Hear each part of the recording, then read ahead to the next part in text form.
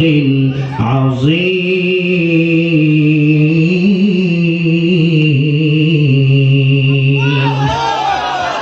আমার আল্লাহ বলে, বন্ধু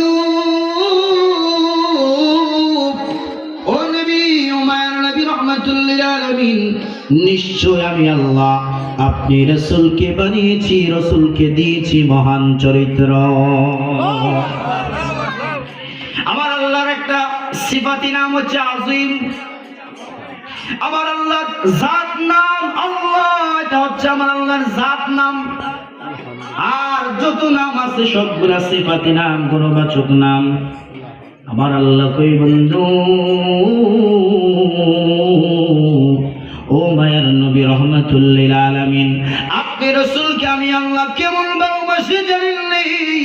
আপনি রাসূলের চরিত্রের মহানত্ব বোঝাতে গিয়া, আপনি রাসূলের চরিত্রের বর্ণনা দিতে যায়, আমি আল্লাহর একটা গুণবাচক নাম আযীম।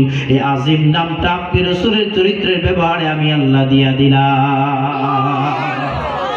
সুবহানাল্লাহ। দুনিয়ার মানুষ, ও নবীর উম্মত, ও নবীর সুন্নি মুসলমান, আমার আল্লাহ রাব্বুল আলামিন বলেন, পৃথিবীর জমিনে যদি কোনো মানুষকে শ্রেষ্ঠ হতে হয়, তার মধ্যে কয়েকটা গুণ লাগবে রে। দুনিয়াতে যদি আমাদেরকে শ্রেষ্ঠ হয়, গুণের দরকার আছে না নাই?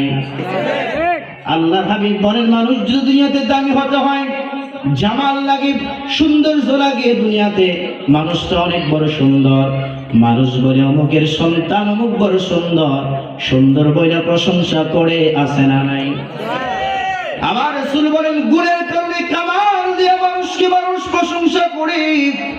আমাদের সমাজে অনেক মানুষ বলে, গরিবের ঘরে জন্ম নিলে কি হবে?